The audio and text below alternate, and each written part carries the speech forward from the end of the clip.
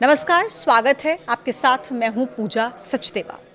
दिसंबर का महीना बस शुरू ही होने वाला है। नए महीने से बहुत से फाइनेंशियल चेंजेस होने वाले हैं और इसका सीधा असर आपकी जेब पर, आपके बजट पर पड़ सकता है। इन बदलावों में एलपीजी गैस सिलेंडर से लेकर पेंशन, टैक्स और फ्यूल संबंधी कुछ नियम हैं। 1 दिसंबर से 5 बड़े नियम बदल जाएंगे, चेंज हो जाएंगे और आपकी जेब पर, आपके बजट पर इसका कितना असर होगा ये जानना आपके लिए बहुत ज़रूरी है। तो आइए विस्तार से आपको बताती हूँ। सबसे पहला जो बदलाव है वो है एलपीजी गैस सिलेंडर के दाम। अक्सर सरकार एलपीजी के दाम में बदलाव 1 दिसंबर को करती है और ये बदलाव कमर्शियल और रसोई गैस सिलेंडर के लिए किया जाता है। नवंबर में तेल कंपनियों ने कमर्शियल गैस सिलेंडर के रेट बदले थे। दूसरा बड़ा बदलाव है यूपीएस की डेडलाइन। सरकारी कर्मचारियों के लिए यूनिफाइड पेंशन स्कीम यानी कि यूपीएस, ये चुनने की डेडलाइन अब 30 नवंबर तक तय कर दी गई है। हालांकि पहले ये डेट 30 सितंबर थी। कोई भी सरकारी कर्मचारी एनपीएस और यूपीएस में से कोई एक विकल्प चुन सकता है।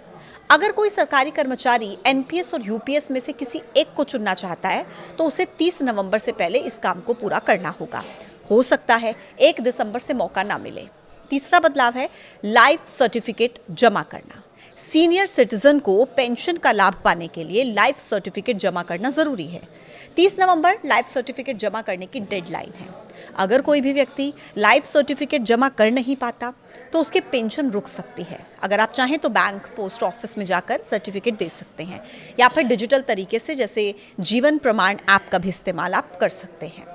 फिर चौथा बड़ा बदलाव है टैक्स का नियम। अगर आपका अक्टूबर में टीडीएस कटा है तो सेक्शन 194IA और 194IB, 194M और 194S के तहत आपको स्टेटमेंट जमा करना होगा, जिसकी आखिरी तारीख 30 नवंबर है। और इसके अलावा जिन टैक्स पेयर्स को सेक्शन 92E के तहत अपना रिपोर्ट जमा करनी है अपनी, और वो भी 30 नवंबर तक ये काम पूरा कर सकते हैं। फिर पांचवा बड़ा बदलाव जो है वो है सीएनजी, पीएनजी और जेट फ्यूल ऑयल कंपनियां हर महीने एलपीजी के साथ ही सीएनजी, पीएनजी और एटीएफ के दाम में बदलाव करती हैं।